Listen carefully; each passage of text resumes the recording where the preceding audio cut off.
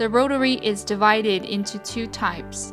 The diameter range of the engraving cylinder of the number 1 rotary is 60 to 75 mm. The diameter of the engraving cylinders of the number 2 rotary is 30 to 60 mm. First, when the machine is powered off, take out the drawer first. Then take out the honeycomb pedal and place it to the other side. Take out the rotary. Open the lid of the machine and place the rotary in the lower left corner of the square hole at the bottom of the machine. Remove the rubber cape of the aviation plug on the back of the machine.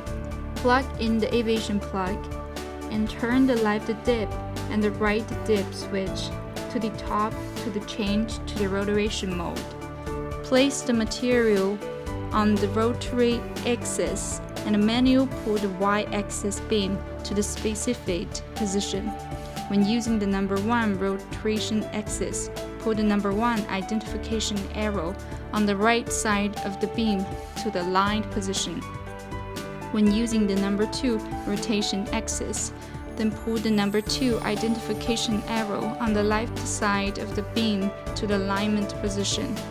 Place the leader head on the top of the material, close the lid, and turn on the machine. The toolbox is equipped with a higher ruler. Use the height ruler to measure the height. Open Cloud, upload the drawing, switch to rotary axis mode. Set the parameters. The cutting parameters are consistent with the plane parameters, and the focal length needs to be calculated. After setting the focal lengths, click Print to start engraving. Among them, the focal length value should be 86.2 minus the height of the material placed on the highest point of the rotation axis from the desktop. After engraving is completed, open the lid to remove the material. You can continue processing the next product. After using the rotary axis, turn off the laser machine. Open the laser cover. Unplug the air plug. Put the rubber cape back to its original position. Turn the dip switch back to flat mode. Take out the rotary axis. Install the honeycomb board and the drawer, and turn on the machine again to use the flat mode.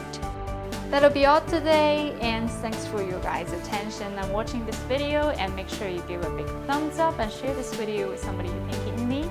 I guess I'll see you guys next time.